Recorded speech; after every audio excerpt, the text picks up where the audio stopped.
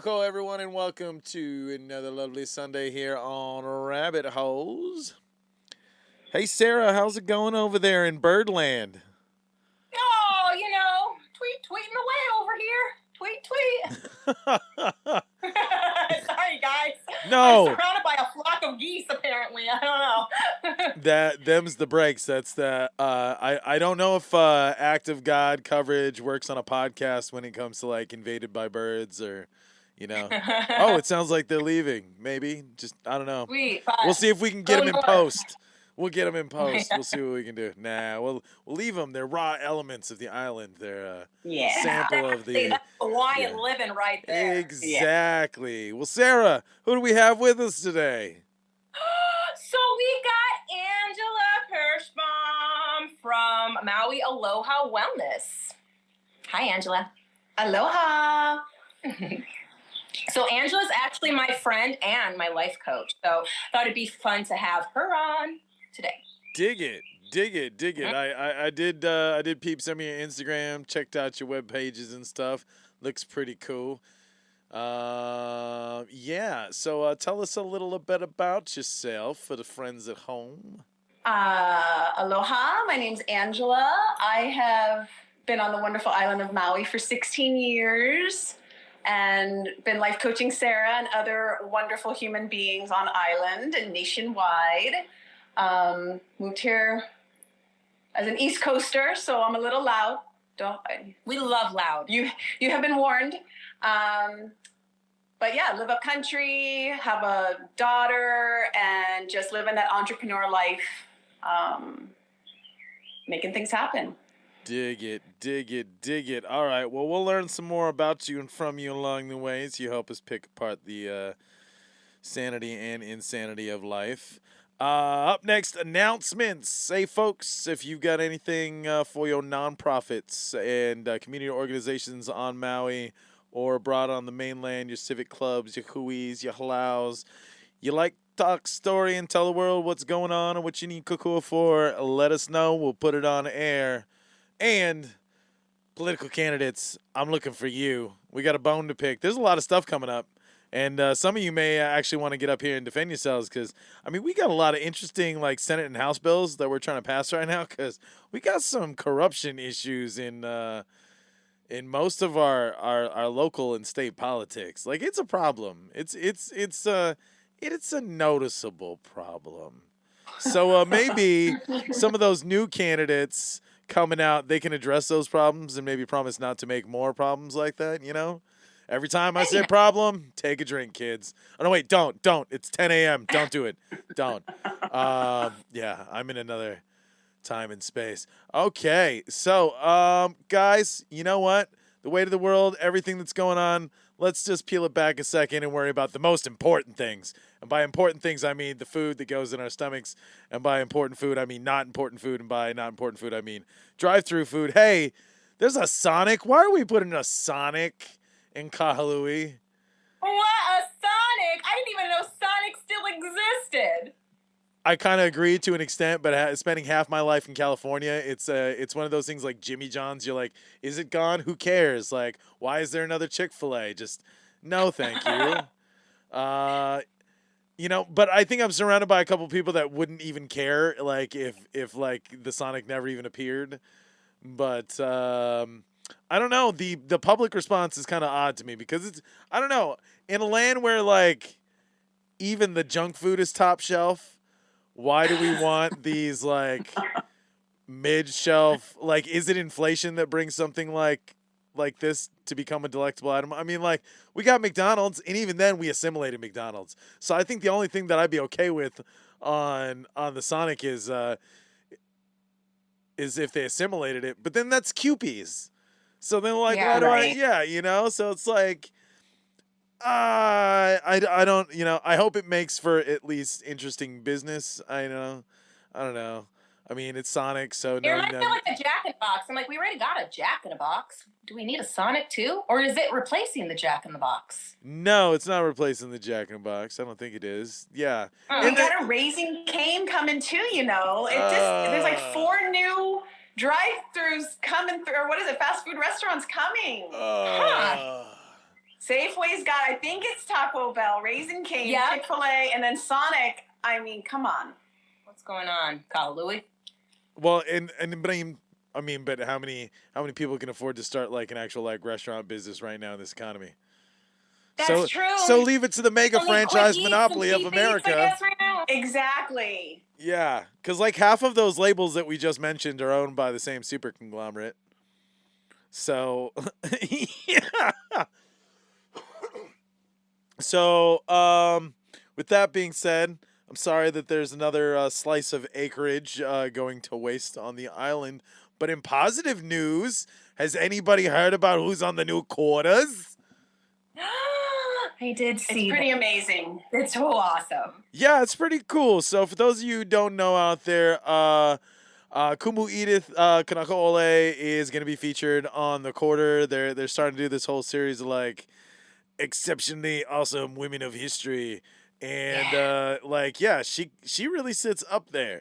So for those of you who don't know about her, like she's kind of a cornerstone piece of preserving the like during a huge period of erasure with not many people that had like full access to knowledge or had the patience to spread the knowledge. She was at the forefront of doing so and protecting it. And the least that we could do in a capitalist society is put her on a quarter so people have to go, who's this lady? Why do I have to know about this in social studies class in 4th grade? It's good, though. It's good. Great. Absolutely. It's a perfect learning lesson for people. Hey, you know how many people have to know who Sacagawea is just because of the dollar coin?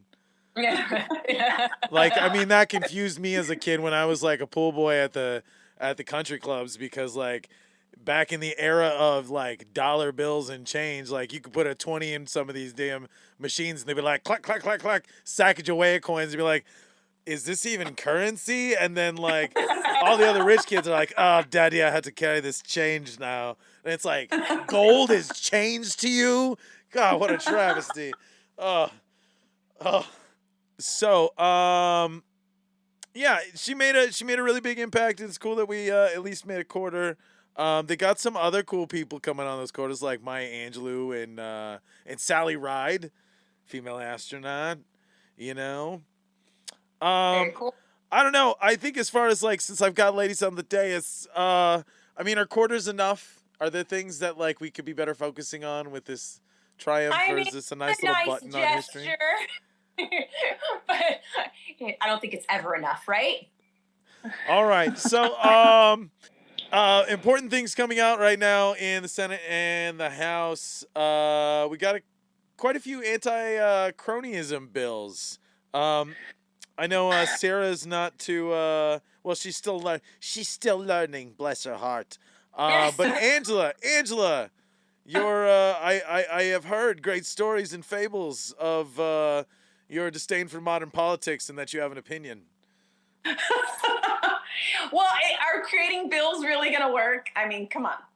Well, I mean, yeah, regulation is like the only way to create efficiency. I mean, I can say as an apologetic Republican, we've deregulated the country to where there's nobody that has any rule books in front of them. So people who inherit these jobs, and as someone who's actually like worked in local and state government, there's not enough torch passers. There's torches just being dropped. You have Mana'o lying on the ground. You have and so because of that, there's nobody that's really there to tell you how the machine operates. And more each year, we have less and less government workers and more elected officials than we do have people participating in the system. And that upsets the balance quite a bit in what gets done and how things can get done better. Nobody wants to run for government, right? Everyone wants to complain, but nobody wants to be involved. You're a former worker in government? Tell me more, Kawika. I did work for quite some time for the city secretary's office of Oceanside in California. That's amazing. Yeah, that was a solid experience. I really only got it because they were transferring to computers. So you had to like, that's how they would talk to you in the interviews. It'd be like, do you know the Windows 98? Good. because even though Windows XP just came out, we're not even running Millennium Edition. Our only IT system is Clippy, so you better know more than Clippy. It was definitely like my boring government job. Although the brightest side of that was there was a giant machine that I got to destroy documents with. Like, it was big enough to eat a small child. Awesome. Yeah. So like you had to take your tie off. There was like this little sign on the side that was just like, take your tie off before using this machine. You could put a 3-ring binder in it. I was able to throw whole hard drives. I was able to put like old scuzzy hard drives from like the police chiefs or whatever. It didn't matter. Right. Yeah. They're just like, here's some. You destroyed the secrets. No, and it wasn't even, it's boring stuff. Because like most of these guys didn't even know how to use their computers. So like, I mean, and that's the thing, like, if there's anything that I've learned about like being in a bureaucrat family is that like cops can't hide anything. So like half the stuff that we just like aren't publicly noticing is our own fault, because like these are guys that like don't know technology. They still rely on like what's left of the steno pool to do most of their job for them. So like admin secretaries tend to run police departments more than police chiefs do. They're like the nurses of police departments. Yeah. Oh my God, you are so right. And that poor lady, I don't know if you guys touched on that lady that died from MPD. Was it that 2 weeks ago? I keep driving by her memorial. Oh, I didn't. Did you hear about that? She was chasing a guy that stole her purse out of her car and like.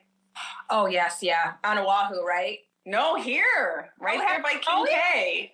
Oh, wow. Okay, so how is this bill going to work? When I read it, I'm like, okay, slap on the wrist. But well, and see, and that's, you know, and I agree with you on that one, because the problem is like, one, they're putting this on super PAC money, and you like, once the money is in the super PAC, you don't have to confirm who gave you the money in the super PAC. It's a money hole. Right.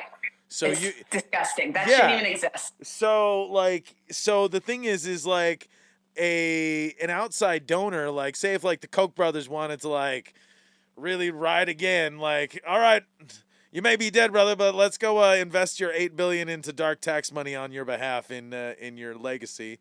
And they would literally just go and they'd find 80 family members and they do it as $10,000 each, you know? And then the crazy part is because super PACs don't have to be connected to a candidate. So you could start a super PAC on behalf of a candidate, and then you can spend as much as you want as a special interest, and really they can't touch you. So why, like, I wholly agree in the sense of this bill is like, why are we creating something that obviously has a loophole around it? Right. It's a rule for fool's sake. It's just to say, hey, look, we made a rule. Like, and I think that's what I like to call it political theater. It's like, look, we tried to fix it, and then meetings for meetings. Loopholes in, like these loopholes are on purpose. You think? Well, no, these are lazy constructions to look like they did something, but they don't really want to tear the system apart because it's functional for them. If it ain't broke, don't fix it. So let's just put a fake Band-Aid on it. But that's the thing is like none of these guys want to do any hardline like real regulation. They're not out here to like price fix a banana or figure out, you know, housing control or, you know, open up the insurance market. They're just trying to maintain their personal status quo. But I do like the fact that they will put a new fund in for a attorney general staff on the SB 2930. So I mean, so what Angela is referring to, folks, we're just we're talking about Senate Bills 555, Senate Bill 2930, and House Bill 1423 right now. That's up here in Hawaii. And so like the biggest part of it is we've got a lot of crony politicians, and they're floating around in a lot of spaces. I mean, we've also got some guys that are taking bullets just because of association, but I think that there's a lot of people that are taking advantage of a broken system right now, and then because of that, for what few shining attributes these politicians have, people are ready to throw them away to the wolves and replace them with, in some cases, unqualified or only other choice candidates. And we may just have to go through that dark ages to come out better in it. Thoughts, anyone? Ooh. I just feel like young people that, no more than Windows 99 need to start running. It's just such a system that no one believes in anymore. I mean, I'm going to get big about it. Like, it's... Well, I think that we run into an issue with how much civics is actually taught. I mean, I think what kind of falls out in our parents' generation is that, like, it wasn't a requirement. You know, we're staring at like a whole generation through that was graduating high school in the 70s and the 80s that like minimum requirement to survive was 1 year of English, a couple of years of PE, and then senior ditch day was most of your junior year. So, and you can get away with it. Like, I mean, and that's even in the best states. Like, I went to high school in the state of California, and I mean, I learned from my AP teachers, and they were like, yeah, you guys are doing 8 times the load of your parents. So anytime your parents complain, remind them. Yeah. So that's the thing is like high school extra requirements for California in the 1970s, 74 credits. High school extra requirement in 2003, 240 credits. Wow. Okay. So our generations had to do anywhere between 5 and 8 times more, depending on the type of schools you go. And that wasn't even like a high-end school. That was like me having to take extra classes just because I wanted to fit in theater. And they're like, well, you also have to do the SAT and the ACT too. And then we did all those things. And then now like this year, they're like, oh, you know what? We're going to cut those credits in half because that was way too much. And then you don't have to take the SAT anymore, kids. The UC program will figure it out. But thanks to everyone else who did it. And we're sorry if we ruined any lives in the process.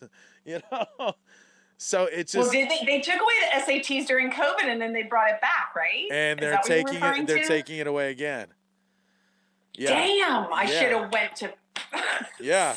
I sucked at that SAT. Yeah, see? And that's the thing. It's like, well, but how many people are actually going to have the chance to go back to college now? Because they won't have, you know, a gateway exam that's not exactly like... I mean, there's a certain point in high school where, like, the standardized test isn't going to get you anything more than does monkey know how to push button. Totally. Yeah. So, I mean, there's no fuzzy logic in that. I mean, that's why we have, you know, counselors in high school and in college, you know, because we're trying to discern the value of the person while they're struggling with the, you know, the understanding the knowledge. Well, and young people just, I don't know, are they even going to college? Everyone's becoming an entrepreneur and making their own way and don't believe in government. I mean, Maui is full of... Oh, yeah. You drive to Kihei and it's like, you are sheep. Yes. You know? Oh, my God. You hit quite the button. You hit quite the button. Oh, I love this button.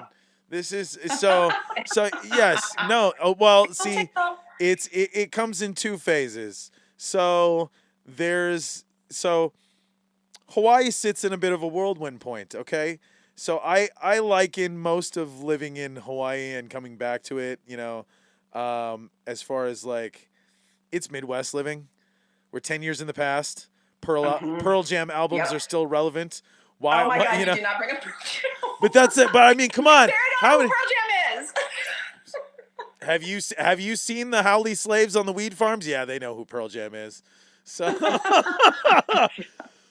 His ex-wife lives here. So yeah, so I mean that's the thing is like so it's kind of I mean it's this latchkey like 90s California era that Hawaii's like been stuck in for like 20 years and it's I mean you have a lot of kids that are just detached from reality because the economy's been poor enough to put kids on the street. I mean, I've got cousins and friends who are putting up 16-year-old kids every other night on the couch because their parents can't afford their own place half the time. You know? So, I mean, so are we equipped? You don't even have people equipped to govern themselves, police themselves, or provide jobs for themselves.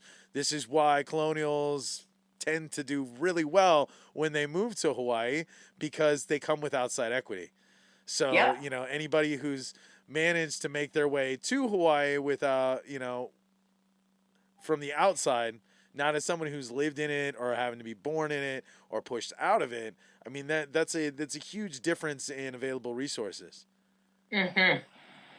Ooh, maybe my daughter play punch buggy out of state tags. Like you drive around now, California, New York, Oregon, the digital nomads that come here and flood the Airbnbs to come do their influencer stuff. Yeah.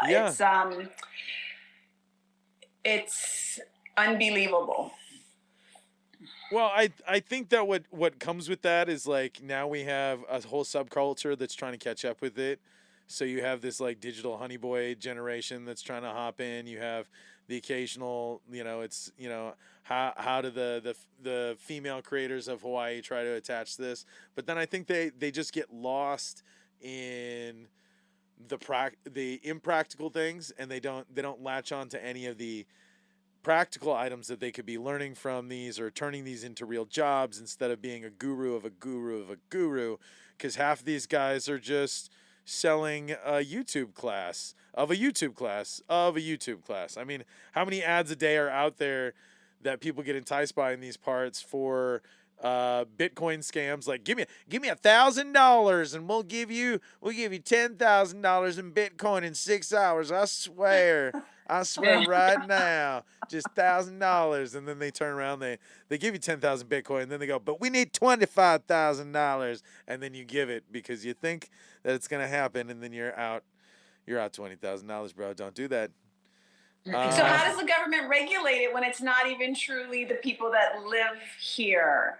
When I moved here 16 years ago, I had to fight my way to find my acceptance, if you know what I mean. Like, I had to prove my worth as a half haole lady. Yeah. But now it's just, I don't know. I call it Mauifornia. Well, it's a little beyond that. I mean, we're like the Falkland Islands of the Pacific. So it's a colonial paradise. I mean, if there's anything that I notice, like, especially like working in the entertainment scene and then like occasionally peering into the concierge and hotel scene because of locations and stuff, it's like, yeah, we're not really assimilating to an American format. We're actually like, we're in an expat paradise. We're United States light. We're all the fun of colonialism without being held accountable. So that's how you get like, out of control businesses and landowners. I mean, our last episode, I talked with a guy who is literally there's supposed to be land for Hawaiians going onto the homestead. There's people on a wait list for days, yet there are non-beneficiaries that are allowed to purchase this land and use it. What? Yes. Yeah, there's land all over the homestead that's in technical use by non-beneficiaries. Oh my God. So the government comes out of the political theater saying we're going to slap people on the wrist, but this is their job. What are they doing? Well, I mean, fix it, Kawika. Fix it. Well, that takes we need more people running for office. Speaking of the corruption, a community question was kind of brought up to me recently by a source, and because they were asking about the new Maui police chief that they had to bring in from Vegas, because we had there's obvious corruption at MPD. I mean, I hate to say that out loud. I mean, but if they think there's if anybody's angry with that statement, be angry with yourselves. I mean, what kind of child sends a man to pick him up and then like hang out with him like on a beach somewhere and like, bro, what did you see? Like, so that's kind of like what got us into the whole mess. I mean, you guys are aware that like what happened with that stupid like fender bender at Queen Kaumanu Mall with the old police chief. And then like No. Okay, so this is the whole way that it started. So we already had some issues with like are the cops not tough enough on crime, but then at the same time the state's just it's the usual police state machine of just like you got to make your quota numbers and nobody's making quota, and it's like, bro, it's a pandemic. How are you going to find crime if everybody stay at home? And true, yeah. So I mean, so you got more speed traps lately, which like in some cases, some of them make sense because of like drinking and driving is a huge freaking problem. But like, especially, yeah. Half the fatalities are alcohol. I couldn't believe it. Yeah. We've got nearly half the fatalities are alcohol, and nobody wants. So the only people that are kind of making a dent on that is the new MPD regime, because they're at least like holding drivers responsible. We're getting more checkpoints. I mean, but I can definitely say that like there's a lot of cases with the old regime that like there are people I knew that were like, oh yeah, shoots, no, I had no problem getting home. I was like, dude, there was a checkpoint. Yeah, they just kind of do checkpoint for checkpoint's sake, bro. I was fine. And I'm like, bro, you were like 10 sheets to the wind and they let you through a checkpoint. So it's like now knowing that they actually like now like under the new management, like people actually get pulled over now. I can attest to that. I can see that they're actually people pissed and they're getting pulled over. So I think to some degree people are mad at that. But I also see another huge problem in this is that like from what I hear is that we have more officers from his old precinct being optioned to come out here.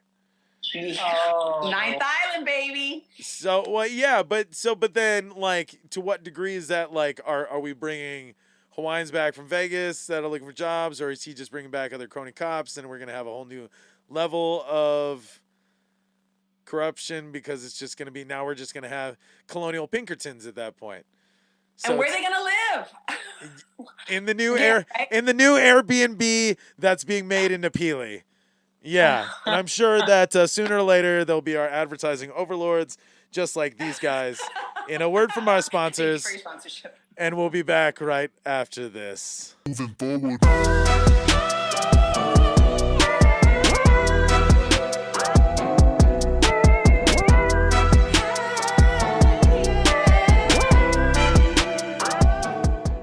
We live in a fast-paced world where many people are too busy to sit down and read books or news articles. But thanks to Newsly, you can now listen to the news you wish you had the time to read. By utilizing AI technology, a natural human voice reads you the news, helping you grasp the information faster and more efficiently. Newsly provides the latest news updates 24/7, letting you browse articles from topics you choose. It even has podcasts, including ours. And listeners of Rabbit Holes can get their first 30 days of premium for free, allowing you to enjoy an ad-free experience by using the special promo code in our episode description. So download Newsly today for free on iOS and Android, or visit www.newsly.me so you can stay updated on the things that matter to you. Moving forward.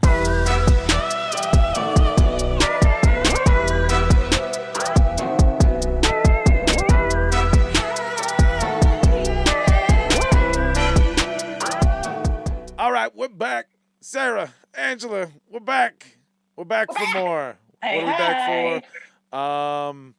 So let's look at the rest of the world right now.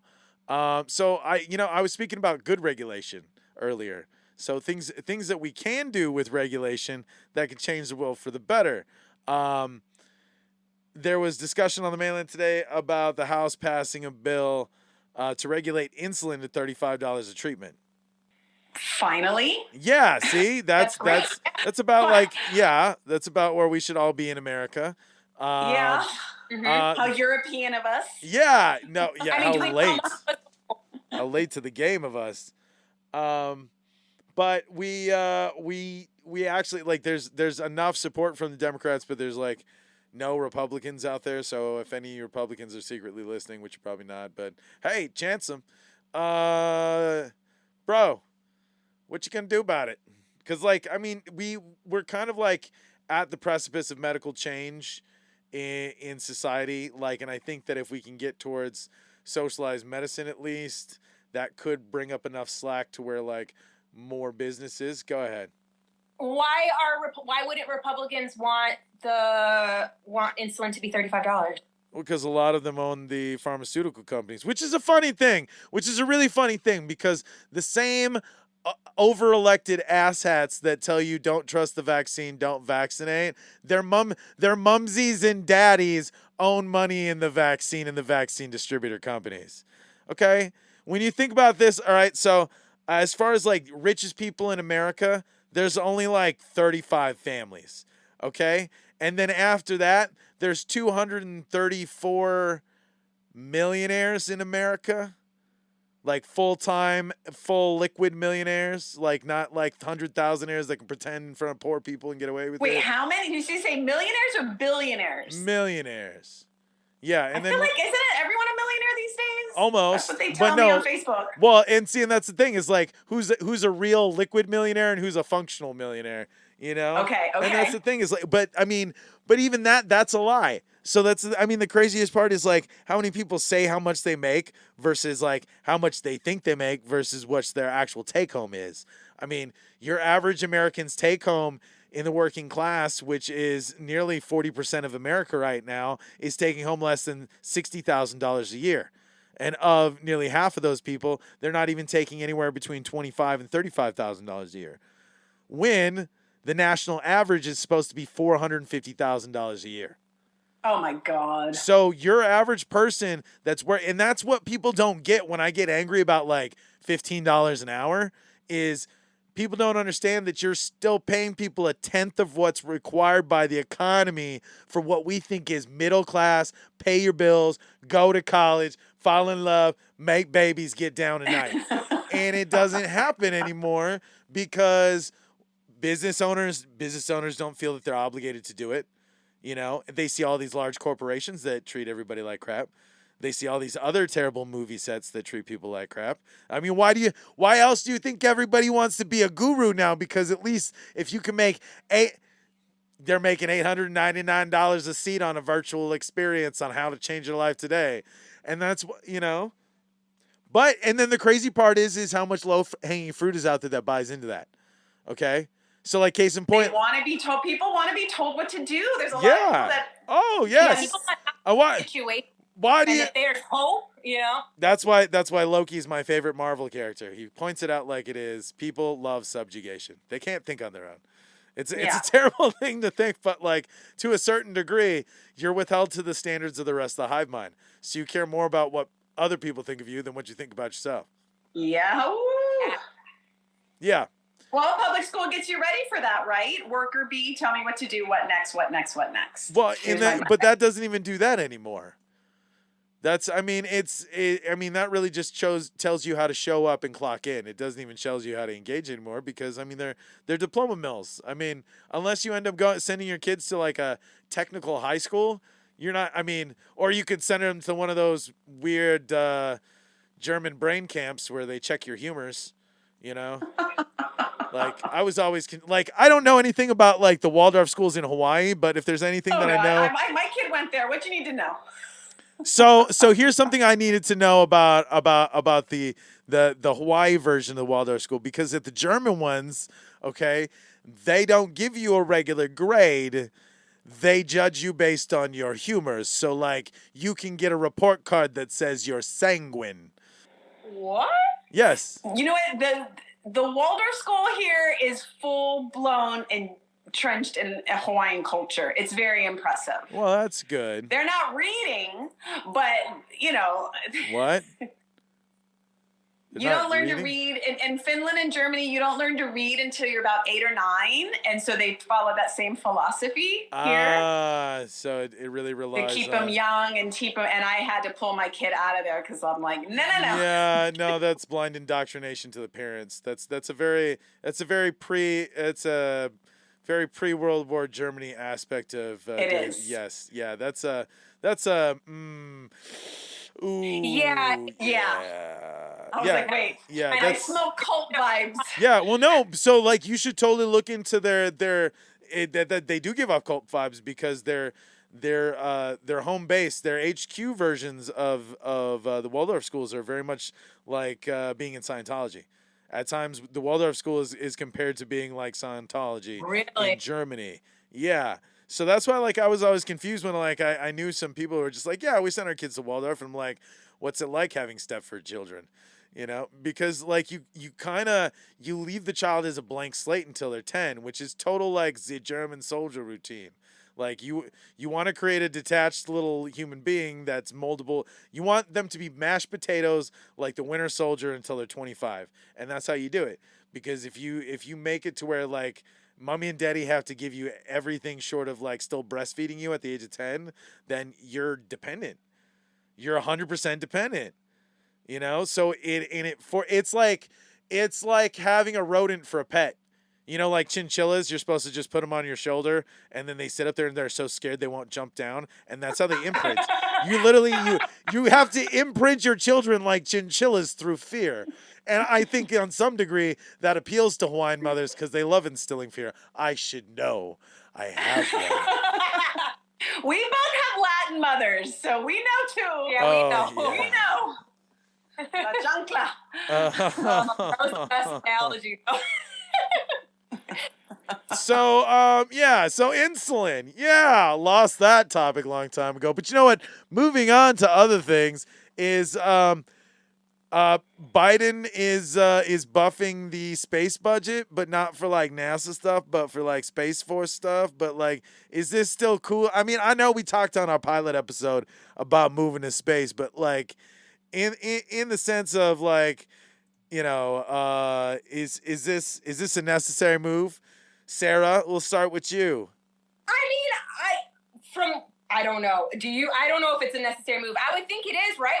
We might be in war, or like the world might be in war. We should be protecting our satellites. Is that correct? We're trying to... Well, yes, protecting our satellites in space is good. I mean, there aren't like space submarines, so we're not having like epic space battles yet. This isn't Guardians of the Galaxy or Star Trek yet. Yeah. Or no, is it? Nah. So what did Space Force mean? Like, why was that even born? I'm confused on why. Okay. So here's the thing: is sooner or later we were gonna have to come up with this, but somebody wanted the glorious credit. So Donald J. Trump wrote an executive order and said, "I think it would be really, really huge and a really great thing if we made a Space Force." And they made a Space Force. And so then like that was like in that period where he did like 30 executive orders in a week. You know, it was just like he was doing executive orders like it was 80s and cocaine. It was just like, it's going to be huge. I'm just going to keep signing my name into the country's great again. And so so he went wild on his pen, and this was one of the side effects was the Space Force. And so at first they were like, oh, let's make it a part of like the Air Force, or let's make it part of the Navy. We got to figure it out. And like all the Halo fans were like, yeah, of course it's the Navy because we're going to put Marines in space. And then Donald J. Trump was like, yeah, it's Air Force, I guess, but it's its own force. So let's just work on budgeting it for its own thing. And then because Donald J. Trump is a child that doesn't finish playing with his toys or puts them away, it was kind of left like open-ended, and then the Pentagon was like, what do we do with your toys, son? He's like, I don't know. Next president's problem. I've got this COVID thing. Let me go get my monoclonal. Bye. And then he he left. You know, he just rode off on Chair Force One and said deuces. And so then like Biden had to inherit like this half cockamamie scheme of like, yeah, we're going to space. What of it? So I mean, for the amount of money that they're putting into the program, I kind of get. I'm against colonizing Mars. Okay. Can we fix the problems here, please? Well, Can we just fix the problems? you want to start fixing problems here. Resources, and our asteroid belt has all the resources that will make us stop resourcing from Earth. I mean, we're at a point where we're nearly out of microcarbon. We're nearly out of the dirt and silt that's required to make construction grade cement. We're nearly out of gold. Yeah.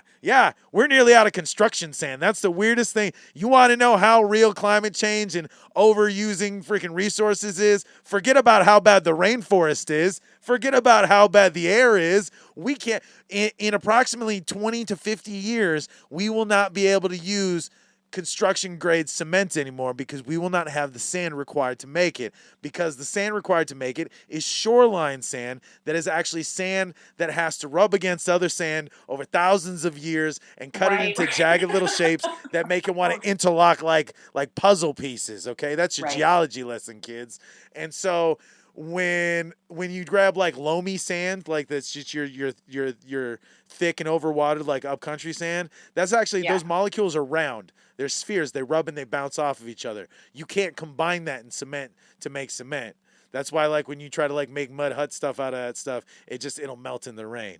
It doesn't. And have... that's why our roads are so bad in Hawaii, right? Yes. Like they fix the pothole, it rains, it's gone. It fix the pothole, it rains. Well, and asphalt isn't always going to be 100% fixed, and that's half the reason why they use asphalt is because it can break apart. It's replaceable, even though like the top layer of earth is kind of ruined for that instant. Everything that's below the water layer is actually still good earth. So the day that comes around that like Mother Earth replaces us, then like those roads could get replaced by something green someday.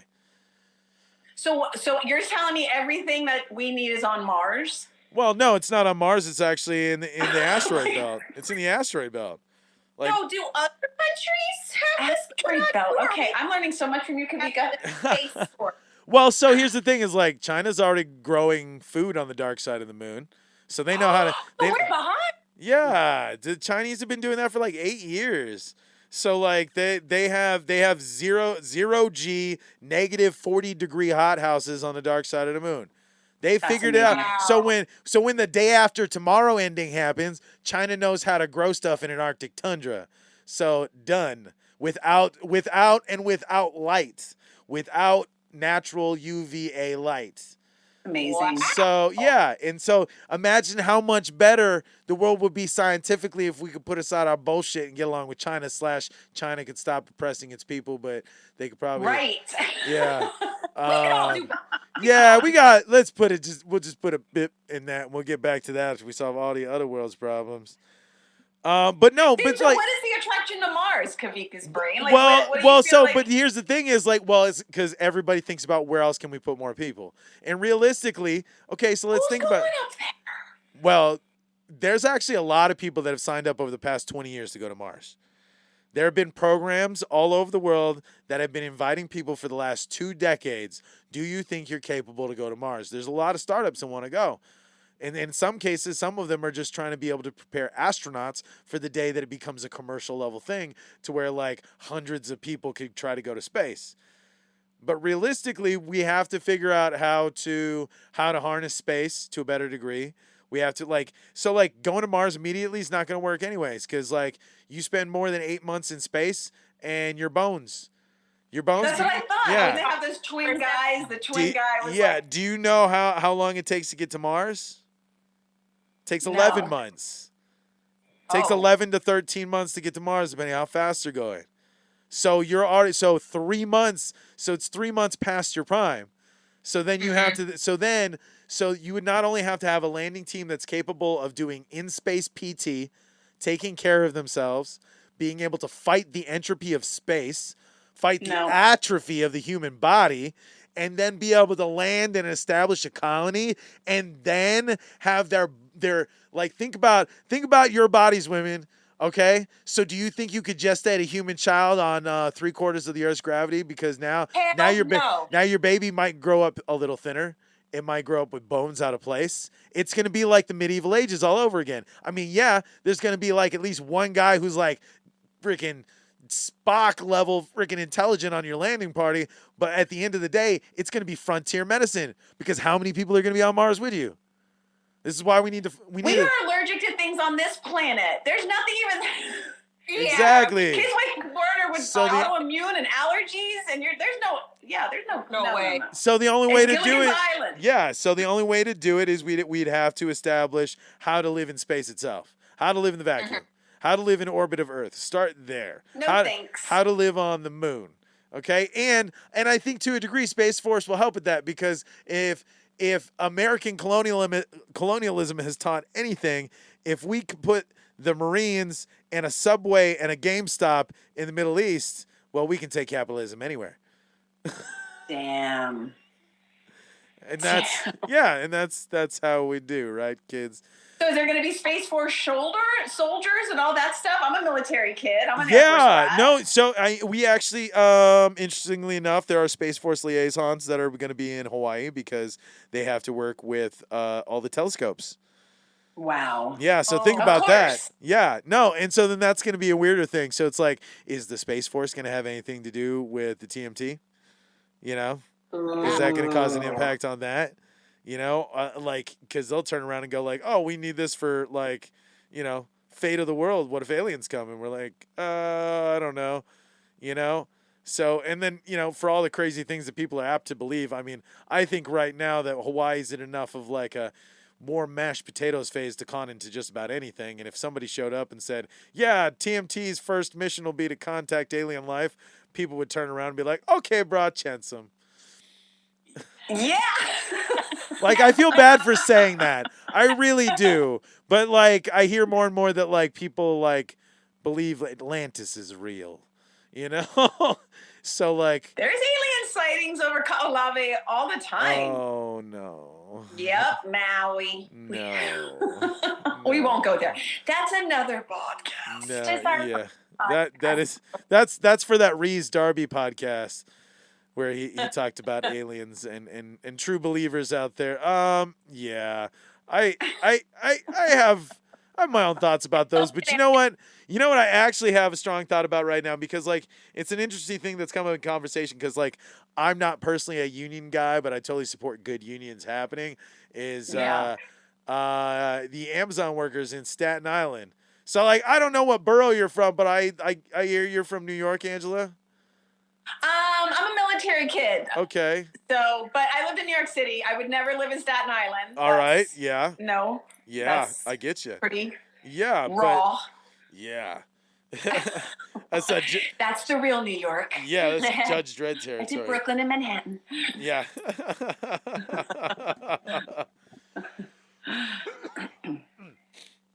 So I guess now Amazon has got to change a bit of their program, because now we got union workers coming into Amazon, but also at the same time, like I don't know if this is really going to change too much, especially with the advent of the new Amazon cities. They're trying to, like, we're back into the age of the company city, you know?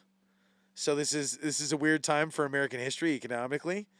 Angela, so can you explain that to me? Because I just know about the store where you walk in and you don't pay and it's just reading your phone and your purchases. What is an Amazon city?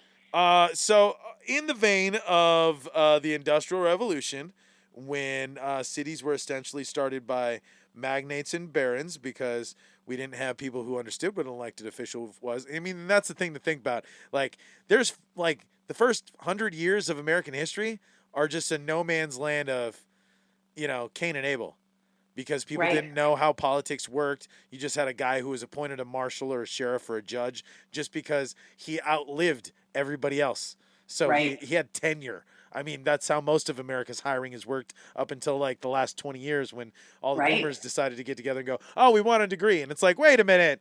You guys didn't even like... You guys all just took PE for your AA. I've seen it. I've read your transcripts. No, stop it. Stop it. You all went to a liberal arts school in Missouri. Knock it off. So at Amazon City. So the thing is in the vein of like Industrial Revolution cities, so back in the day is like you didn't have people that planned neighborhoods. You didn't have any of these housing developers or independent people that were providing houses. It was either you go out in the prairie and you build your house yourself and you claim your land for manifest destiny and good old America. Or you lived in like the equivalent of, do you guys see It's a Wonderful Life? Mm-hmm. Of course. Potterville. Yeah. Potterville's a company town. Yeah. That's what that's about. So it's a company town is where your boss is also your landowner, and he controls access to your entire supply chain. So like your food stuff. So like Amazon is buying out empty space in America because they're going to put in a 100-story high-rise apartment and then a super mall that you're going to live in, like it's an episode of Sliders. Whoa! Yeah. So if you want to be owned by the new hive mind and you want to like, it's literally like Joe versus the Volcano Company store level stuff. I love me some Prime though. I'm sorry. I love me some Prime. When we see the Prime plane flying over. Oh, it's so convenient. My stuff is here. Great returns. Their customer service is top notch. Cheapest price on the island. You go Prime Whole Foods. Gross. I resisted it for years. Yeah. No, and it's infected even a few parts of my life. I mean, hell, this podcast's on Amazon Music. So, I mean, I'm not going to fight that too much, but I feel to a degree that, like, it's not healthy for the American economy because if you can't have... Well, no, if one company has all one that company power. holds all that power over your life. So then what happens when you lose your job? Your boss knows that you can't... Your boss knows that you can't... I mean, your landlord knows that you can't pay your bill because they immediately know that you lost your job. Because it's a company email. Your landlord and your boss are on the same company emails at that point. Yep. Oh, I wouldn't like that. I mean, it's... What do we do? Okay, how do we start the revolution, Kawika? Come on, you're getting me all hot in the neck. Save the world. No, well, you can't just like save it overnight. It's not like the Avengers, kids. Like, I mean, we're kind of at a point where it's all these tiny little things. So it's how can we build that infrastructure? I mean, that's why ideally I'd like to see some real political candidates coming out. I'd like to see some really people who are capable at understanding large economies. You know, I mean, we're finally out of the era of the small town mayor. You know, so I mean, there's things that Victorino's had to face that no mayor in the history of Maui's had to face since the modernization of statehood. And then there's some things where come on, bro, you could do a little better. But then at the same time, it's how many people of capable age are running? So this is another reason why we have this old dogs club constantly in office is name me a 40-year-old candidate who either A, wants to run, or B, actually knows what it is. Because then we still have plenty of 40-year-old candidates who run, accidentally make it into office by the skin of their teeth, misappropriate funds, and become a crony just like everybody else. It's easy to get seduced. It's, right? Yeah, no, it's a taste of the sweet life. Once you're in the boys club and you see the back end, how can you not go corrupt? Come on. Well, I mean, and that's the thing is that's temptation. You know, for what really wants to tell itself as a Christ-like society, they sure eat that temptation. You know, that fruit from the tree of good and evil is way too easily accessible, and it is taken. So, I mean, it's, and I just don't, I can't. And you know what I need to do about it? Sponsors. That's what we'll do about it after these messages. Moving forward.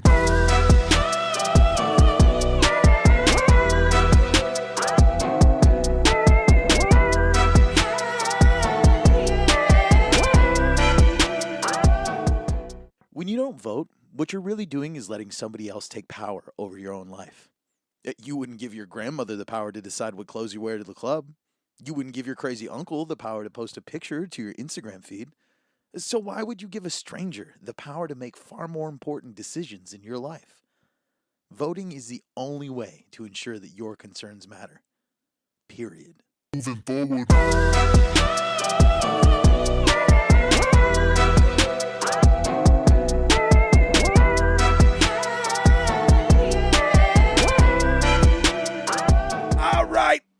We're back. I nearly had an aneurysm there, but I think I survived. I'll get by with a little help from my friends. And, it's a shock to the system sometimes to have to, see these things and deal with these things every day. It's almost like a slap, if you will. A slap to the face, Kawika? Is Yeah. that what it's like? Yeah, slap to the face. You know, we waited approximately 40 minutes before we said this, and I know everybody else has said it all last week, and I know y'all our episode comes out in the morning, so obviously we weren't there to be able to talk about the slap. We were already released it into the future. So now we get to talk about it a week later, which I think is actually kind of better because, the whole world has calmed down. Some people are still getting riled up, and then, the juiciest bits have barely just begun. So, oh, man. And opinions are across the board, which I like that we kind of, had a little break and kind of saw everybody's opinions. Because that's what I wanted to talk to you guys about and your takes on everyone's opinions on it. Because it's crazy. Yeah, I think we should start with Angela on this, especially after coming back from all the news and the covers and stuff. I would love to see or hear a fresh point of view on the matter. Ooh. Angela, take us away. Ooh.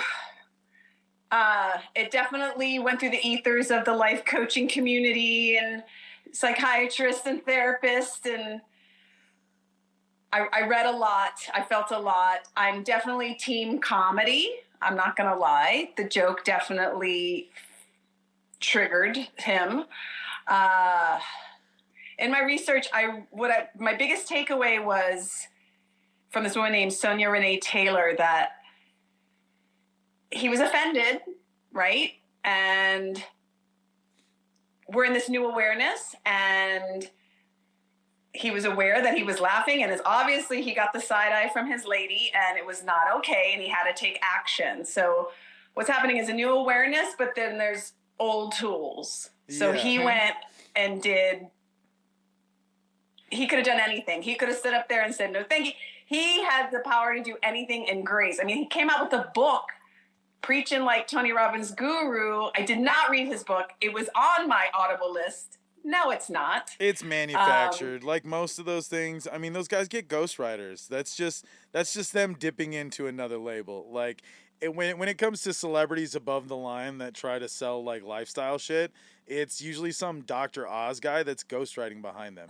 They literally don't have time for that. That's how those books are made. Well, and I'm team Red Table Talk. I love what Jada, her mom, and her daughter did. I mean, I have drank the Smith soup. I love that they had this revolutionary open marriage, and they're able to discuss it. But just, yeah, him losing his temper and the word being triggered and traumatized and all the T words came up.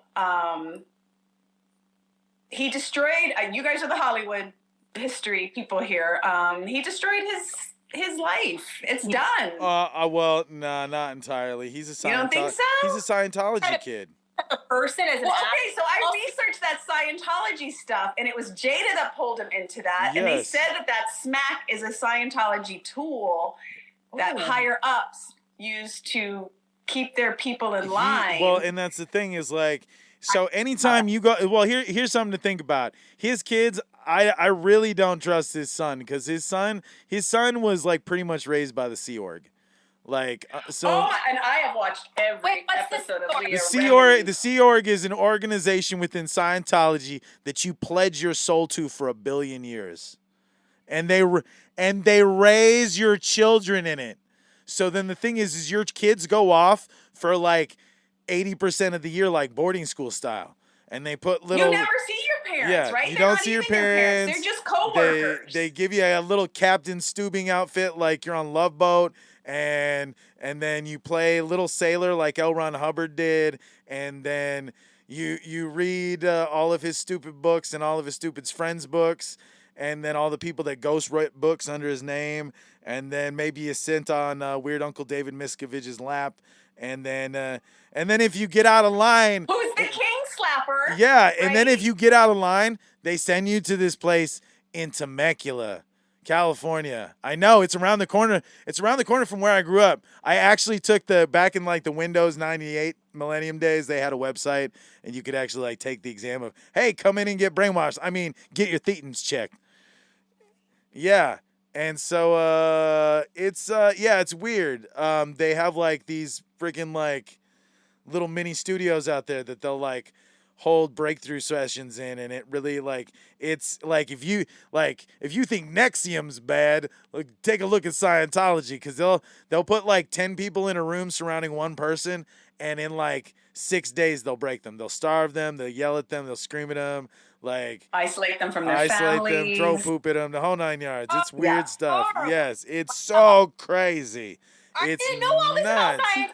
You have to watch the Leah. Yeah, no, and so then that's the thing is like if you want to get past like level 5 as far as like a Scientologist, you have to be extremely rich. You have to be willing to get your head fucked up beyond no reason, and then you have to be willing to like be treated like crap and then be controlled. Like that Scientology is a living conspiracy. There are not many things that are actual conspiracies. I can tell you, as an ex-government employee, the government is too lazy to create a conspiracy. And mankind right now is a little too stupid to create a conspiracy. Like, it takes way too many intelligent people with the forethought for the existence of 9 billion people over the course of centuries of time. Nobody's equipped with that. So, like, how many people, and then if nobody's equipped for that, how many of those nobodies could you get in a room to all agree separate of their egos? No. Right? No.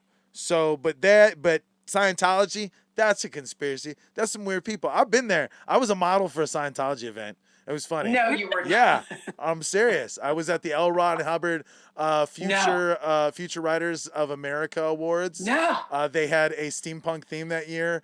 And they found me at a convention because I wrote a steampunk novel, and then I would show up at these events and like I'd wear the cosplay and stuff because in that way like kids would come up and check out your booth. Like you sell twice as many books if you dress up as your characters. Like hell yeah, let's do it, right? Absolutely. So I sit there with goggles and gears, and then like and fun stuff like that. We do STEM education, sell a few books, but yeah. They didn't get you. They did not get you. No, they didn't. They didn't get it. But they get Hollywood. Yo, they do. And it's really weird. Like there was someone getting a reading at the event.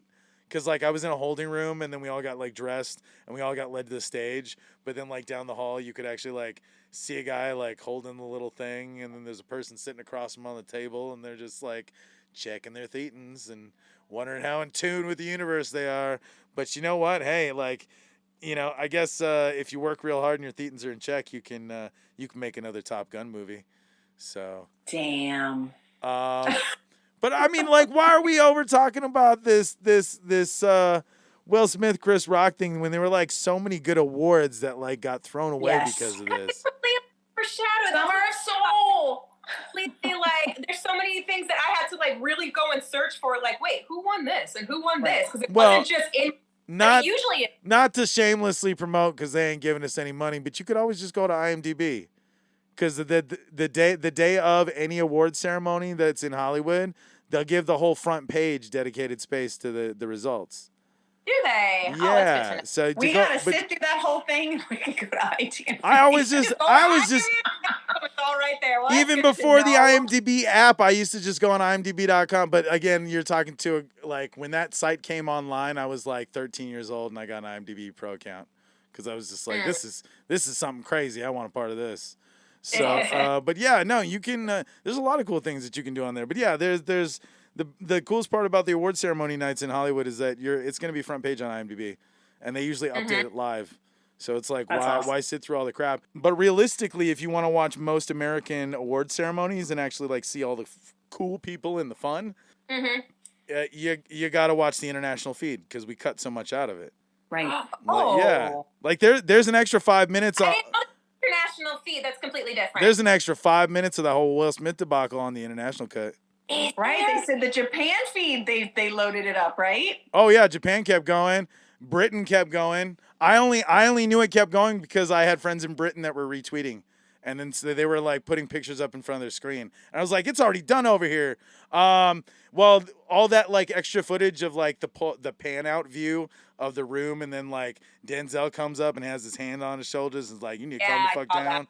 Yeah. So like all of that extra stuff that we've only seen in like meme clips online, it's literally because like the east and most of Europe got to see like more of that. And which is funny because a whole bunch of people in America think that was staged. There's conspiracy theory. At first, I thought it was staged because it just didn't. It was so shocking and abrupt, and it didn't make sense. And I was like, was that real? The fixer in me immediately went, that's real, because that's something so out of hand. Nobody like, and I had people coming up to me and they're like, well, what about Andy Kaufman? You know, because like when Jared the King Lawler hit Andy Kaufman on the Late Show, and everybody was like, yeah, this is the same thing as Kaufman and Lawler. I'm like, they went that deep. Yeah, people thought that's how well thought out that this event was. Chris Rock handled it. We're talking about a professional Much pro. graceful human being. My goodness. They And talking about both trauma, can we got talk about his they smack? both got what they deserved. That's where Yeah, that's you're what I right. said. I do not believe I'm punching down in comedy. Like, let's go back to Jim Gaffigan. Is anybody gonna ever want to slap Jim Gaffigan in the Right. face? You're right. No, You're right. because all he makes jokes about is bacon and how collectively fat we are as Americans. So we can all laugh So is Chris together. Rock completely canceled? Like his No, style of he's not- comedy not be available No, anymore? I don't call him canceled, but I think that he needs to be aware that opening his mouth has repercussions. But then at the same time, is like Will Smith, that was a toxic fucking response. It was entirely toxic response. So like, I felt the slap. one, it shouldn't have been said. 2, it shouldn't have been responded that way. And 3, I could care less what Jim Carrey has to say about it because he loves gaslighting people. So like, What does Gary say? Oh, Jim Carrey was like, Jim Carrey was like, oh, Chris Rock should have never been slapped. This was terrible. And it's like, and he's like, you shouldn't slap people for things that they say. And it's like, yeah, that coming from the guy that gaslit his ex-wife. So it just, yeah. Hey, be prepared for your past to But haunt he's a you. guru now, Kawika. Who? Jim Carrey. I hate gurus. He is. Gurus are the worst export America he ever had a home gave. in Maui. I- Shiavakapu. No. Make it stop. Bezos is going over there. They're chanting and vegan dieting. Ugh. Just don't let them take Steven Tyler. We'll just go hide Steven Tyler over by the Sugarman house, and we'll hide McKenna. We'll just hope that they never find us. We'll just hope that they never find us. Because we'll use Steven Tyler as a shield. He likes to go out on Baby Beach and just dangle his dingle out, and he looks like a little old lady. He's a sexy grandma. He looks like a little grandma when he's out there. And especially from really far because everything's just sagging meat. So then it's like you can't tell. You're like, is that a boy? Sagging meat? Yeah, that's all we are. We're just different flavors of sagging meat, folks. So the sooner that you get used to it, the sooner we can start respecting each other's bodies. Like, I would rather you treat me like I was actual food than a sexual being, because then at least there's a level of respect, flavor, and texture that comes with that. So things overshadowed from the Oscars. We've got Samuel L. Jackson got a Lifetime Achievement Award. Okay. Mm-hmm. All right. Which I think was like long overdue. Like, I mean, we weren't expecting Oscars for Snakes on a Plane, kids, but he's been in some pretty epic movies and he's made some great contributions. So I'm glad he at least got a Lifetime Achievement Award. I thought it was really cool how much Coda swept through everything. I will say this. Who saw Coda? I didn't get to finish it. I fell asleep. I need to see it. Yeah. I did see Duke But won a bunch of awards. Huh? Dune was amazing. Yeah, Dune? yeah. No, it was. I gotta say, it was good in like competitive comparison to the old school one, but it was definitely leagues ahead of the Sci-Fi Channel one that when they tried to do the whole Frank Herbert's Dune on Sci-Fi, because that was a terrible mess. So, 2 thumbs up on that one. If I had extra thumbs from Nuclear Fallout, I would give it more. Anything else from the Oscars you guys thought was I mean, Questlove's documentary was not Summer of Love. I saw on a plane, and that was a revolutionary film if you love music. Ariana, what's her last name? DeBose from West Side Story, being the first Puerto Rican woman. Oh, that's right. Yeah.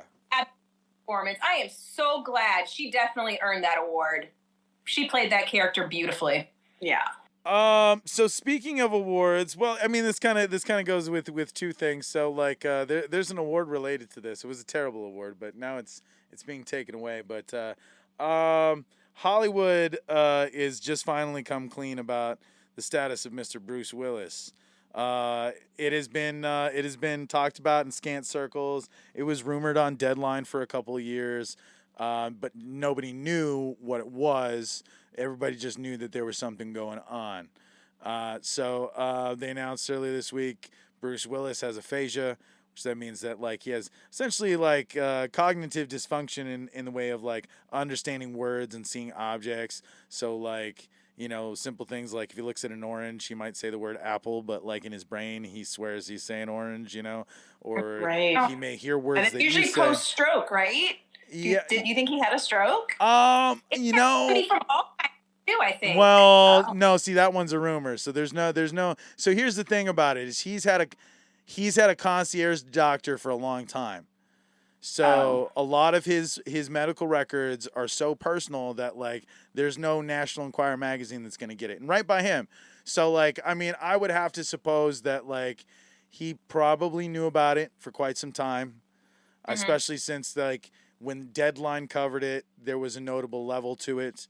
Sarah and I were lucky to have experienced some days on set with him in this past year, working on a project.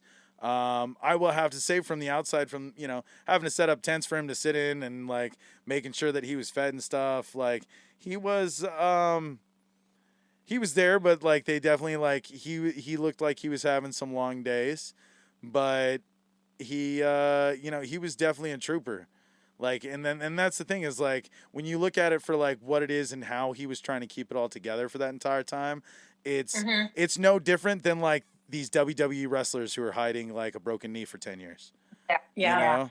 So it's like I will have to say that like for those that got to go on the journey with him and for those that made it possible for him to keep it going, because then like what do performers like this have to have on the back end waiting for them?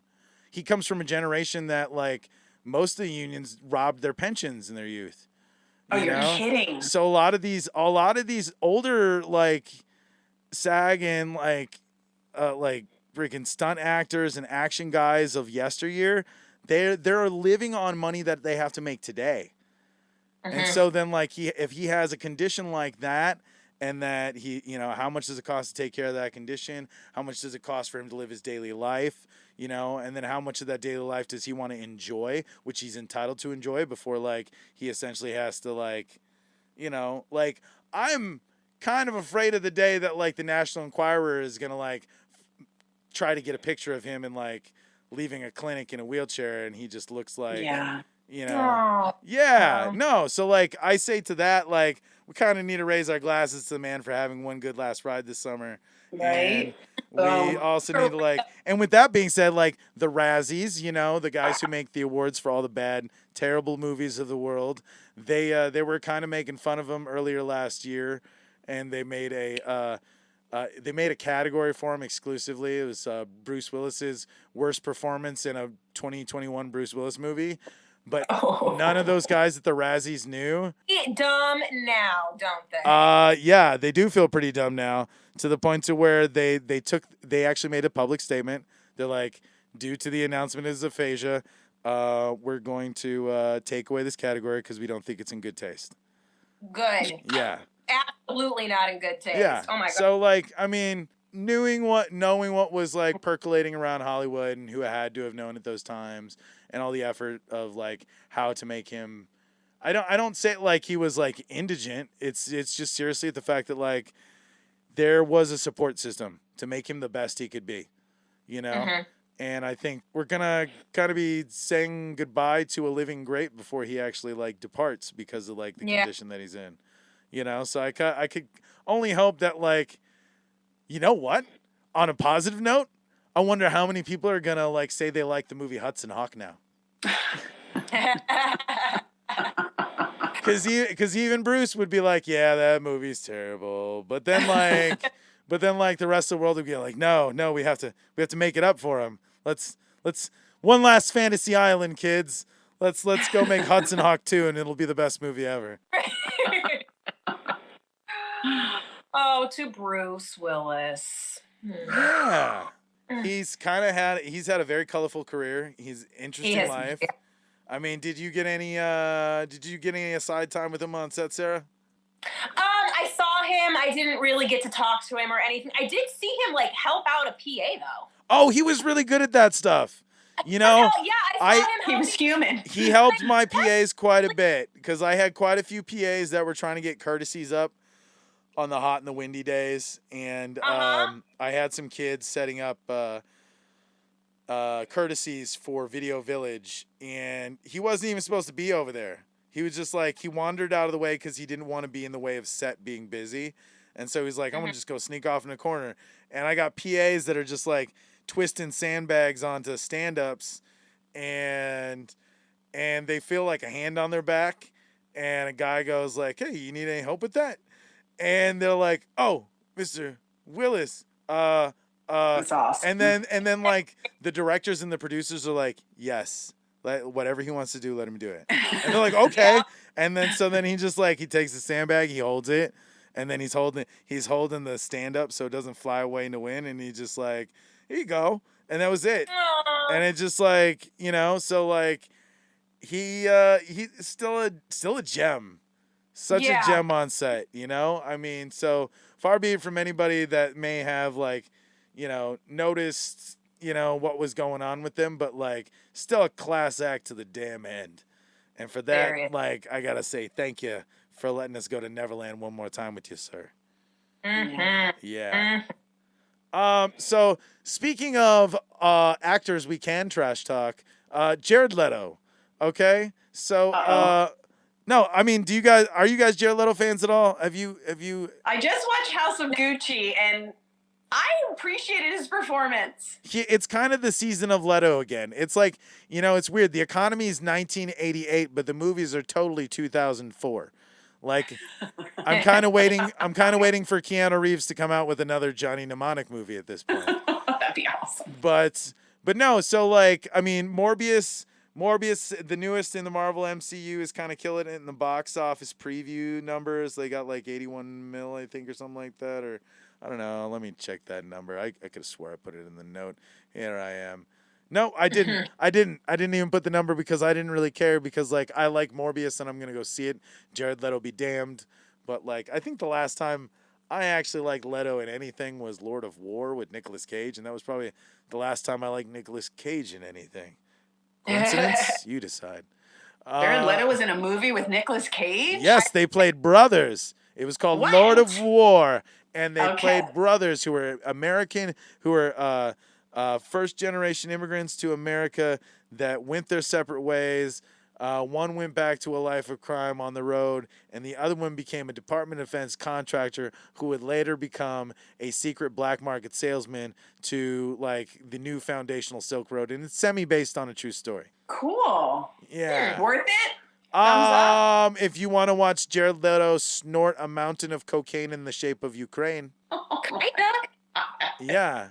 Yeah, he does this whole, look, Yuri, this is the home country, I've made it, and it's like, there's just like a freaking cocaine map of Ukraine, and he snorts it all. Wow. Yeah.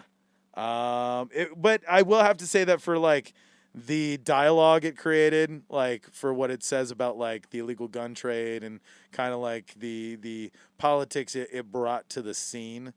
Started some conversations. Yeah, it did kind of start some conversations, but like with that being said, Jared Leto's kind of like goes on like a parade of bad choices, because I wouldn't say that he's like the worst actor in the world. He's that weird kid on set that like nobody says no to. He's like, hey, come on, Mr. Director, what if I just did this? And they kind of let him get away with it because he just looks into him with his dead, beautiful eyes. And they're like, okay, Mr. Nobody, I'll let you do it.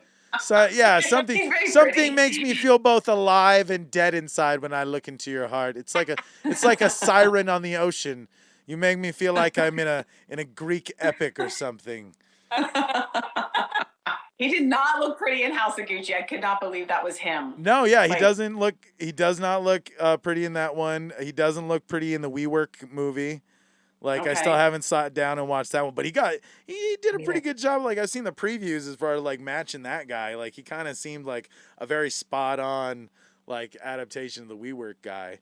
But like, for as much as he's been on the losing side of cinema, like historically, like the fanboys are kind of like eating him apart in the memes. So like, it's kind of a surprise to an extent that like the box office numbers are doing as well as they are, but like the fans by and large are like are not eating it up, because they're just like, ew, Jared Leto, but oh my God, Morbius, this is one of the coolest Spider-Man anti-heroes next to Venom, so why, yeah, of course I'm gonna go see the movie. So they're kind of torn, you know? Mm-hmm. And speaking of Marvel series stuff, the newest Disney Plus has come out, Moon Knight. Have any of you watched the Moon Knight yet? No. No. Oh, There's some movie watching to do. yeah. No, there's a lot to catch up on. This is kind of like, this is the brief interlude in the Marvel Cinematic Universe where you can kind of just sample what you want, but like certain things may actually like catch up and tell you what's gonna happen in the new ones. So if you kind of like, yeah. So that's the thing to think about is like some of these Disney Plus shows you can get away with not seeing, but if you're like a hardcore Marvel fan, like all the hints for where the next 10 years is gonna go is hiding inside these TV shows. So, Moon Knight follows a young man who has a bit of a sleep disorder. And he doesn't know what causes it. Sometimes he wakes up halfway around the world and doesn't know how he got there, but then he thinks it's just a dream, because then he'll wake up again in bed and he'll think, oh wow, what a long night, and he loses 2, 3, 4, 5 days at a time. As you slowly come to find out, there's another soul inhabiting his body. Ooh, And sounds good. And he shares his body with another guy who's like, he's been trying to figure out who's this guy that's been a part of my life that people say I am. And so then he's caught up in a world conspiracy concerning a ancient Egyptian god and the scales of fate, and this split personality that he has to live while he tries to get over his more or less like self-inflicted beta personalities while listening to the better gut instincts of this other soul inside of his body. Damn, that sounds good. Yeah, that does sound good. That sounds like really good. That's one I'm definitely gonna have to watch that one. Absolutely worth checking. So are you guys watching anything right now? Are you watching Euphoria? Yeah, I'm like obsessed with Euphoria right now. I know I'm late to the party. That's okay. I don't even watch Euphoria. Have you seen it at all? No, I haven't watched it at all. So the last one was so shocking, I'm taking a break from it. Really? Yeah, I think they're pushing, I guess it's one writer, I can't think of his name, Sam something. It's one writer, and he's just... Do you think it's too much? It's too, each HBO, you have a free pass to just really go all out, and... What I love about HBO, though. Rawness. Yeah, no. It's quite... Yeah. I don't know. I'm a mother, so watching it as a mother versus, is this glamorizing what's going on? Yeah. Dexter, yeah. It's I feel like an old lady. Yeah, no, and I feel that when those things come around, they're here to remind us that 10 years ago in our life we would have looked at this and come on, we're like, do either of you remember the movie Kids? Oh my God. Oh my God. That scarred me for life. Yeah. That movie. So really on a scale of things, we've come such a long way that something like Euphoria may seem like it's heavy duty, but look at what came before it. No, and we did. I swear, I think that drew me to move to New York City watching Kids. That's the thing. It's like, oh, that's cool. Yeah. Right? Yeah. You go there and it really is like Kids. Yeah. That's scary. Yeah. I said that out loud on a podcast, but yeah, there's this glamour to it, right? There's this intrigue when you're a young person. I'm not, I'm definitely a mom now. And it's brilliantly done. It's all done on 35 millimeter and film, and it's just it's a very creative show. I watched Bad Vegan, and it's a documentary. I listened to her first podcast interview before it came out. I'm almost done with it because she was on a show called A Little Bit Culty. It's actually hosted by two of the people that survived Nexium, and they managed to get the first interview with the Bad Vegan lady before, I can't think of her name, anybody else. But yeah, and it was crazy what she had to go through. So it's where it's a test. She's college degree, business degree, opened her own restaurant, and it just shows you how people can be so manipulated. Oh yeah, no, you don't have to be dumb to be manipulated. It blew, mind blowing. Yeah. I highly recommend it. Yeah, no, it's crazy, and it's like to the lengths at which people will give into something because they want to keep a reality intact. Yeah. Yeah, there's a lot of that. I would definitely like to cover things like that in the future. Man, yeah, you know what? We're going to have to, now that we keep bringing it up every few episodes, is that Lemuria and Atlantis thing. We're going to have to talk about that and why that's crazy hoo-ha, kids. Crazy. What is this? What? How many people think that Atlantis is real? Everyone did you say Lemuria? Yeah, everyone in Maui. Hello. Yeah, that's the weirdest thing ever. Like how? Like Would how? you like to see my Lemurian crystals? Oh God, no! Please no! Please no! No, not you too. They got you too. No, they got you. No. This is literally like if you the best way to compare the whole Lemuria Atlantis thing is like if somebody picked up a 2,000-year-old comic book and thought it was the Bible instead of thinking it was an issue of Superman, and that's why like people think Atlantis and Lemuria are real now. Like that was a subject. You know what? It's getting a whole episode. I'm getting a whole episode. We're gonna go to Atlantis. He will prove you wrong. What was that? Right? Go ahead. Who about what with the moon now? We'll talk after the podcast. I know someone that'll come on this and talk about it.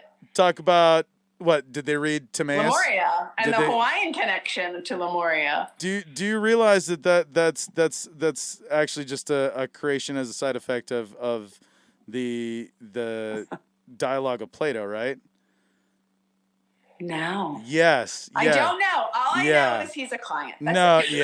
Let's keep it that way. So we'll go on a huge journey. We'll let you know about it because what most people don't realize is that all this stuff that people have taken and just amalgamated and called Atlantean and Lemurian theory actually stems from a dialogue written by Plato called the Timaeus. No way. The Timaeus is a dialogue that was originally deemed lost until it was found after other ancient excavations. But anyways.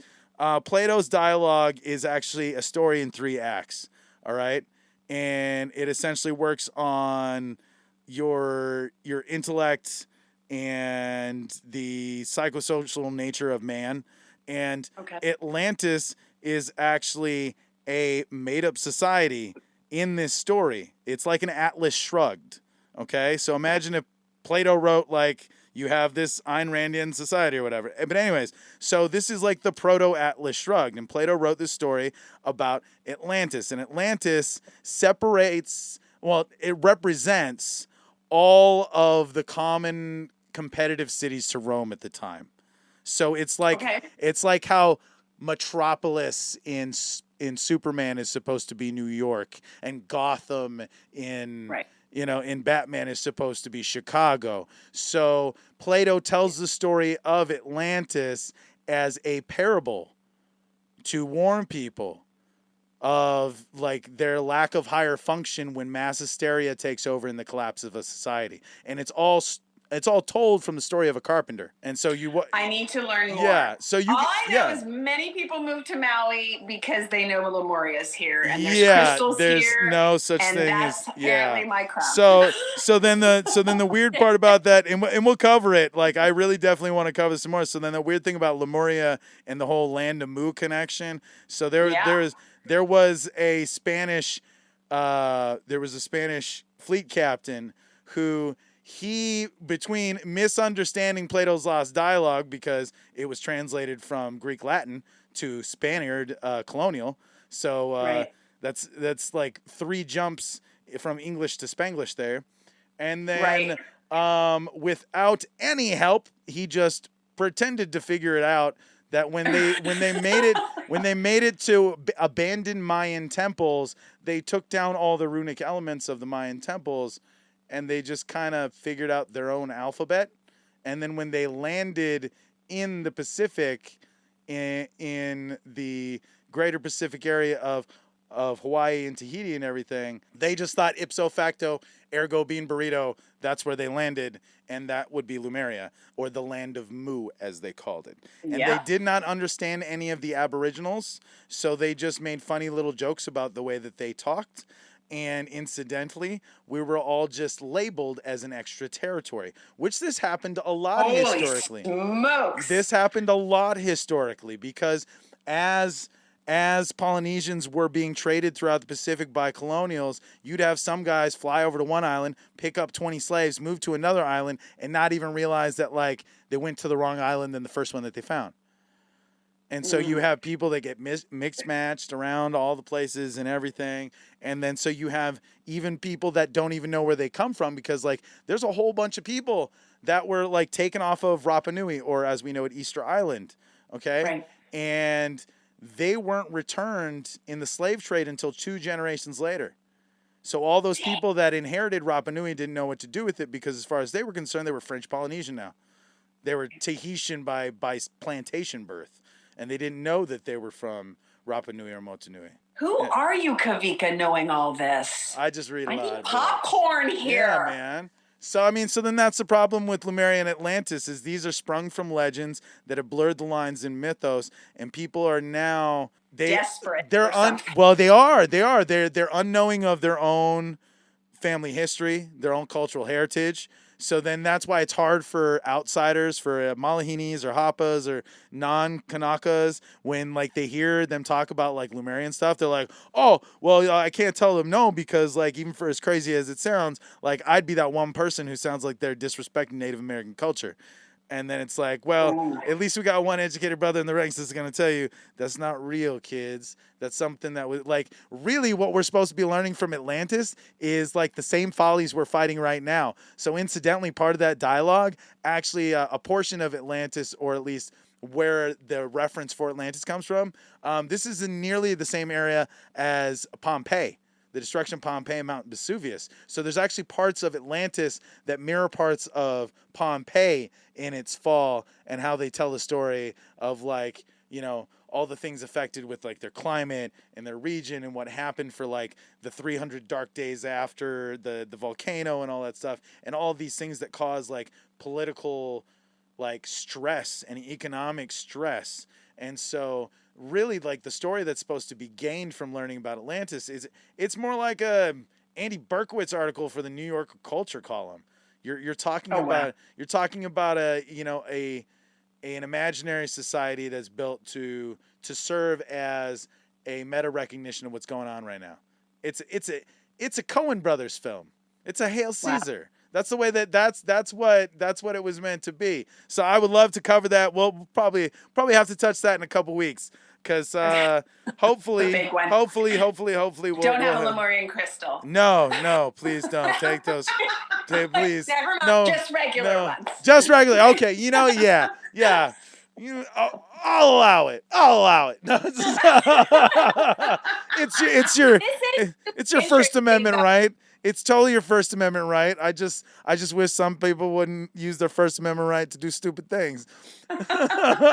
You enjoy those regular crystals though. I got a problem though. Like if someone shows up and is just like, I need to get your DNA activated with your Lemurian crystals and your you know, rub-on ointments and your essential oils.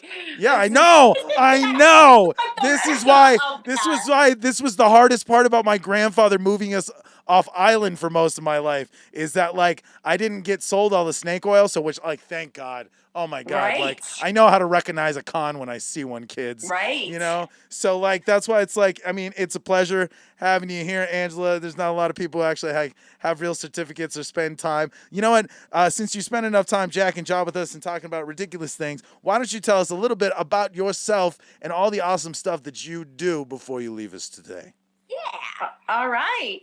I am a ICF certified life coach, and I also do massage. I have a place up here in Kula, but I love to work one-on-one with people who might believe in Lemurian crystals. Bless your heart. Yeah, I currently am open to taking one-on-one clientele to kind of process everything that we've kind of talked about. You hit so many elements of what's going on in the week. And I help people process and move forward and, for the lack of a better word, set goals, Marvel comic out, become the superheroes they are meant to be. And you can check me out at MauiAlohaWellness.com. And where can we find you on the social media? What's your usernames or what's your... Maui Aloha Wellness, Instagram, Maui Aloha Wellness Coaching, and Maui Aloha Wellness Coaching again on Facebook. I'd love a follow and for us to talk. Awesome.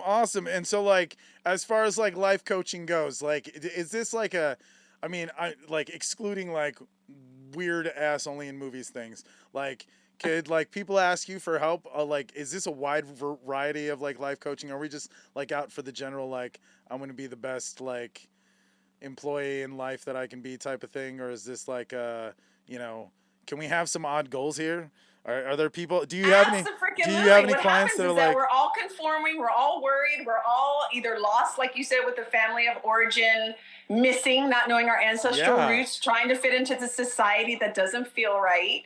I was drawn to Maui like many people where, I don't know, military brat, didn't know where I belonged. This felt like home immediately. That's good. Mahalo nui for embracing me and letting me make this home. People are losing it. We've been in a pandemic for 2 years. And I provide space for all your wildest dreams. We're all guaranteed death, right? Death and taxes. Death and taxes. Taxes are actually more guaranteed than death. Unless you're a billionaire. Yes, and we're all in, hopefully, and actually in a couple more episodes, we're going to teach you how to start hacking and doing that. Not in the weird guru way, but more in like, hey kids, do you want to learn how to do the paperwork like Uncle Sam does? You want to learn that red tape? We'll work on that. We'd love to have you back for some of that stuff. I'm going to definitely listen to that one. But it's like, we've all been in this cocoon, and a lot of people are miserable and scared or anxious and overwhelmed. And so, I love to work with people just like this, either on the phone or Zoom, and we process. I have a lot of humor. We have a good time, right, Sarah? We have That's good. We crush it. That's good. And not a lot of people realize that having a third party, in their life is beneficial, because you need someone who can look at it without emotion. You need someone who can look at it without any structural ties to your life, because sometimes you just need someone to come out and say this is wrong because they recognize, or maybe this is right and you should embrace it. So that's really good that there are folks like you out there, Angela. So folks, make sure to, check her out. We'll make sure to tag her in the show links and in the show notes wherever you're listening to our podcast, and we'll make sure to tag her on the social medias you follow us on. Is there anything you'd like to say to our listeners today, Angela? Thank you for having me. This was a total blast. I haven't laughed that hard in a while, Kawika. You're very welcome. Sarah, thanks for letting me know about this, and of course, glad to be in the rabbit hole. Right into this little duo. Yeah.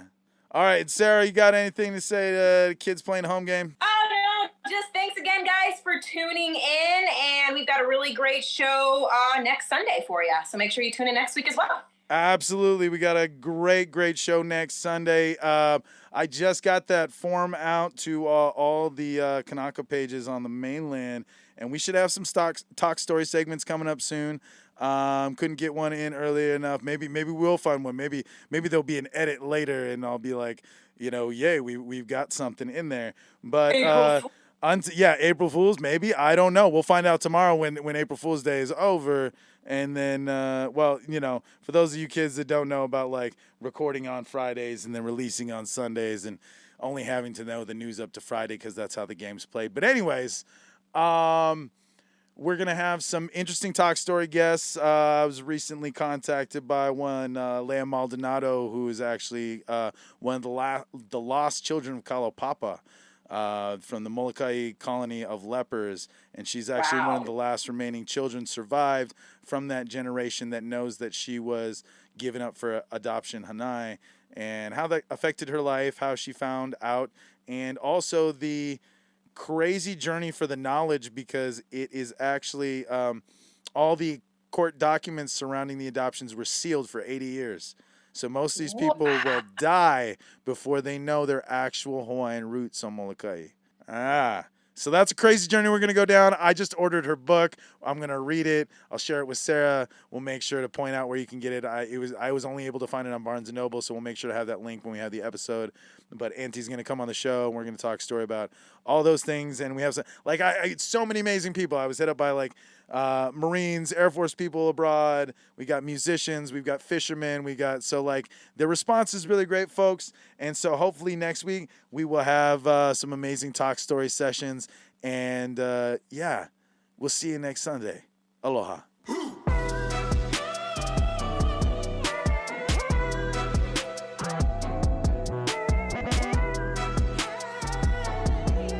Rabbit Holes is a Manavakal production. This episode was produced by Kawika Sarah and Sarah Rodriguez. Make sure to subscribe and follow on your favorite podcast platforms to add our weekly episodes to your queue.